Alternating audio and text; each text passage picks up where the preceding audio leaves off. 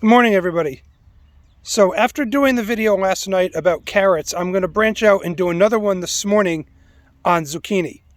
Now, if you've ever grown zucchini before, you know this is a very good way to either make friends with your neighbors or make enemies with your neighbors, because zucchini is so plentiful and it grows so quickly that a lot of us, even with only one or two plants, usually end up with too much of it and we don't know what to do with it.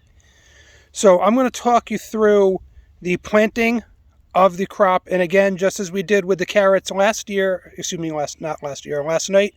as the season progresses, I'll be taking more of these videos and we'll be talking about what to do as the plant grows and also other things to look out for. So rather than growing them in a container, which you can if you get a short variety or a compact bush variety, we're going to grow it in one of my 4x6 raised beds here. And as you saw in the carrot video last night, this is not the same bed, but it's one on the opposite end of the garden. This soil, again, very loose, very airy, and perfect for vegetable crops. Again, this is a combination of loam and topsoil that I got from a local landscaper last year. And I'm just there's a mess of roots from last year. I'm just going through and making sure that I don't have any big rocks. It's not as important with other crops that you remove the rocks as it is with carrots, as we talked about, and other root crops last night, because of the forking or other things that will happen. But I'm also just trying to dig down, get as many of last year's roots out as I possibly can. And that seems good enough for right now, so I'm just going to go ahead. Again, we'll smooth this over, and then we'll talk about the seeds themselves. So zucchini, just like yellow summer squash, and cucumbers really for that matter, they grow so incredibly quickly that you can start them inside like you do your peppers and your tomatoes. But really, I have found personally there is no benefit to starting them inside, because you would only do it a couple of weeks before you plant them out anyway. And like I said, they grow so fast that you can actually sometimes, we make jokes that you can actually pull up a chair and watch them grow because they grow so quickly. A couple of things that you want to watch out for right off the bat with zucchini, as far as pests go, I'm going to tell you pests and diseases. Squash bug, everybody knows about squash bug, I assume. Cucumber beetle also will affect zucchini and really affect any squash crop, squash, melon, or cucurbit, actually, for that matter. Squash vine borer, everybody knows. I assume everybody knows about a squash vine borer. That's actually a little white worm. It looks like a grub or looks like a cutworm. It's actually a moth larva that will get inside the stem. Even though the stem of a zucchini plant is hollow, they'll get inside the base of the plant, lay their eggs, and that essentially from that point on is the end of your crop. So what I've got here, this is actually another organic variety. This I have found, whoops, let's see if I can get in here. This is called Dunja from Johnny's. The seed is from last year, but I did the paper towel on the top of the fridge test, and a couple of them germinated, so I know these are good. These are good. This is a hybrid variety. These are also organic, and I've actually found this is one of the best zucchinis out there, one of the best varieties of zucchini out there for being resistant to powdery mildew, downy mildew, cucumber mosaic virus, and other things. So what I'm going to do, we're going to start again by showing you the seed. This is not nearly as small as a zucchini, as a carrot seed. You see them right here.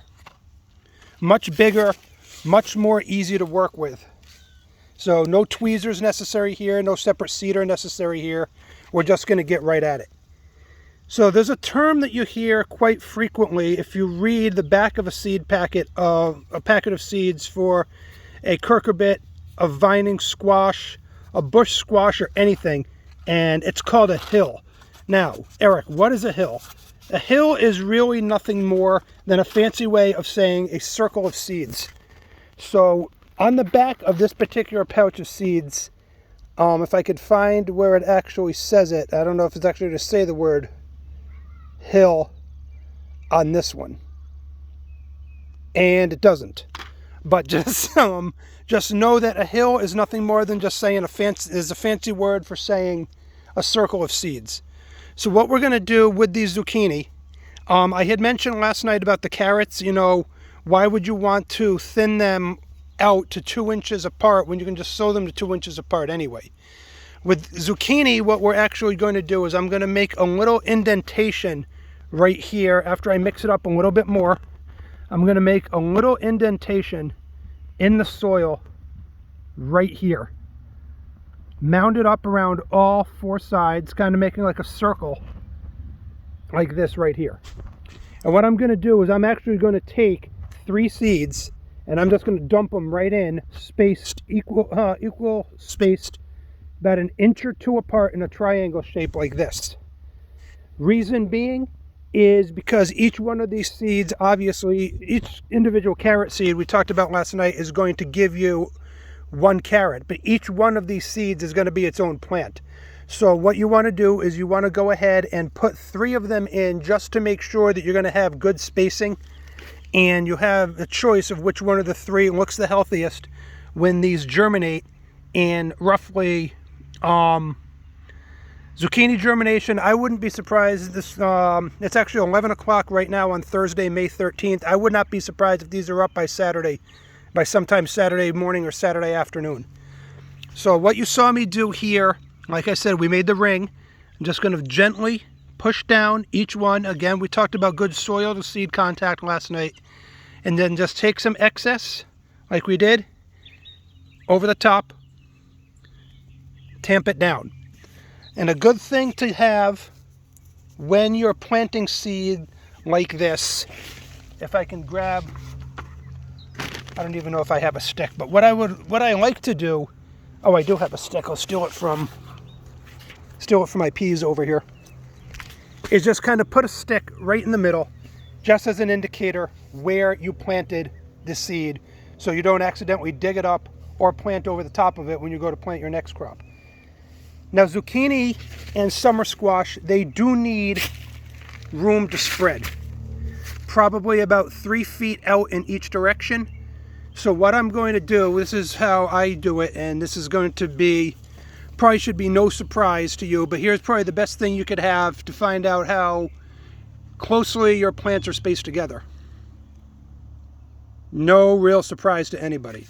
So I'm just going to open the tape measure to about 30 inches or so. Even though that's not exactly 3 feet, it's 2.5. And it should suffice for what we want to do here. 30 inches from the stick out to the other end of the bed. And that is where I'm going to do my second seeding.